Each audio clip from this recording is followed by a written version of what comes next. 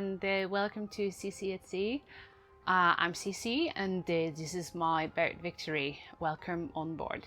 She's a CNC 37 Plus made in Canada in 1989. On this YouTube channel you can follow my life as a boat human whenever I am sailing or doing boat projects. The dream is to be able to sail this boat solo and feel confident across all of the Scandinavian coastline. My sailing life began in French Polynesia. I crewed on different boats there, and this was where I fell in love with the lifestyle of long distance sailing. So I went back to Denmark and I bought the first boat that I could find, and this was a B31 Swedish from 1976, and yes, at 31 feet, so kind of small boat. Oh my god, I think I have just bought a boat. It's so crazy. I don't know how to describe this. It's like everything is, yeah, I'm lost for words.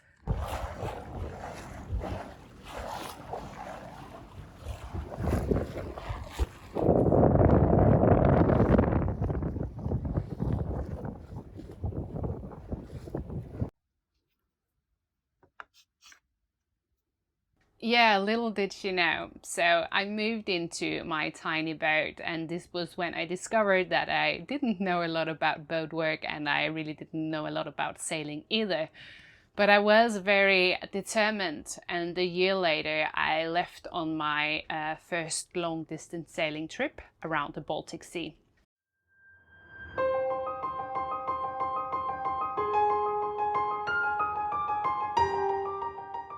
For the first 14 days I had 2 friends sailing with me, but otherwise I sailed solo. I sailed from Sweden to Latvia and Estonia and to Finland, and by the time I got to Stockholm it was November, and this was when the weather changed and it became really cold. This was when I learned what coldness can do to your brain. It turns your brain into oatmeal. And it's so scary when you have to realize that you're in a situation where you have gotten so cold that you can barely trust your own judgment anymore.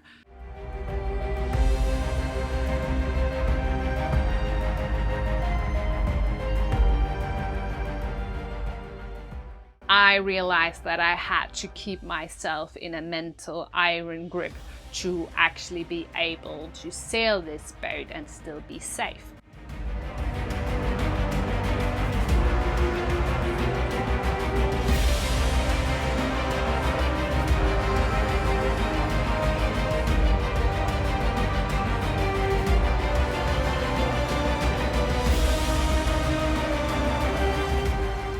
It was very hard, but it was also very beautiful, and I grew as a sailor, so I wouldn't be without it. But by the time I came back to Denmark by mid-December, I was very tired, I admit. It didn't take a long time before I started dreaming about a new adventure, and this time I wanted to sail to the Faroe Islands in the Atlantic Sea, north of Scotland and Shetland. On this trip I needed to learn how to sail in tides and currents. I remember arriving in the Faroe Islands. I had been at sea for 2 whole days, and the first 15 hours the weather was really rough, so I really took a beating there. But by the time I knew I was close to the Faroe Islands, there was this fog, this mist above the ocean, and I couldn't really see anything. And then suddenly I just saw these green pyramid-shaped islands rising from the sea, and it was so emotional for me because I knew that I reached my goal. One of the most critical situations that ever occurred in my sailing life, it happened on the trip from Shetland and back to the south of Norway. I was 10 hours out of the coastline when the autopilot broke. And this was a very critical situation because I still had 2 whole days of sailing in front of me, and I couldn't just turn around because I had the wind from behind. So I really needed to fix the autopilot. And luckily I had a good idea about what was wrong because it broke before for me. So it was this wheel pilot, and there's a belt inside, and I suspected that that belt was broken. If you have the spare parts, this is not hard to fix. But to fix it, you actually need to take off the wheel. And in this short period of time, you will not be able to actually steer the boat.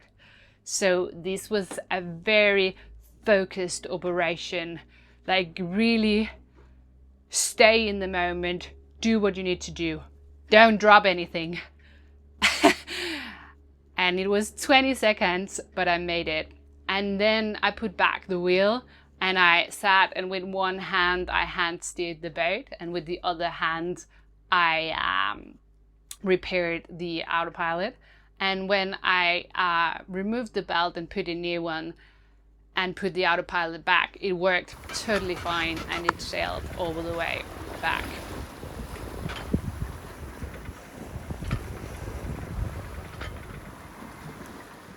If you want to hear more about my adventures, you can read more in my book Too Much and Too Wild. It's available in Danish and English, and you can find it on Amazon. When I got back to Denmark, I knew that I wanted to try to buy a bigger boat. I wanted to keep sailing, but with another boat that meant that I didn't always need to sail solo.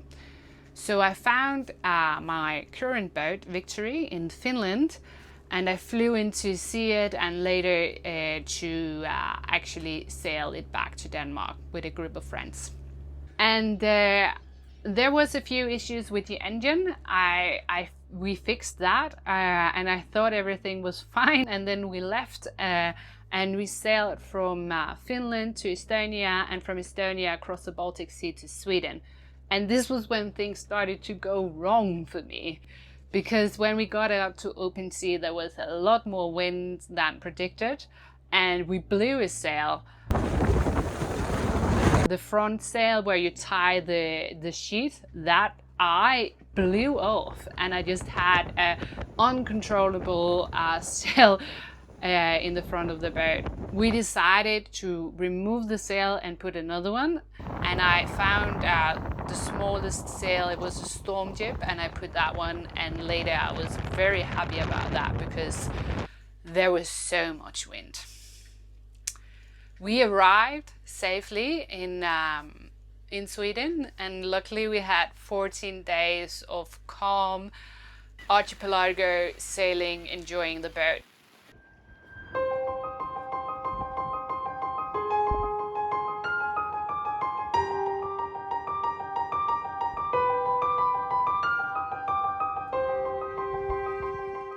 Before the accident happened.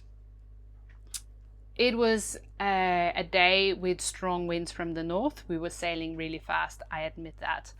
And when I wanted to furl the front sail to reduce the sail area, somehow it got tangled and I had a fail furl front sail out in front of the boat, and it was just bamming really loud. Then we decided to seek emergency harbor, and we did that, and we made it into harbor.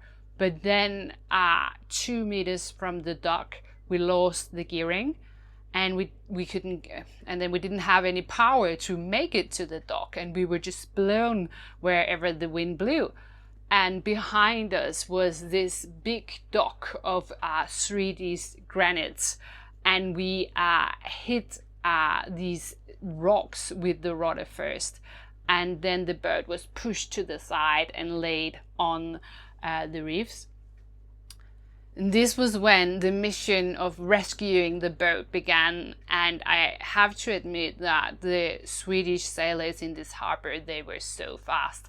3 minutes after we hit the rocks, the 2 first dinghies, they got out of harbor, and we tied lines from land to the boat, and I ended up putting the lines on the winch, and then I just worked us off those cliffs. Of course, we couldn't sail any longer. Like the rudder was completely damaged, and a truck arrived to take the boat back to Denmark. And this is why my boat has been for such a long time in a shipyard also. This new boat of mine, it requires something very different from me than before, and I need to go a little bit more slow to be able to sail it safely. The dream is to be able to sail this boat solo and feel confident across all of the Scandinavian coastline. Thank you for watching Sisi at Sea. Please remember to like, follow and subscribe. You can also find me on Instagram. And if you like what you have seen, please share it with others. Until next time, fair winds and safe sailing.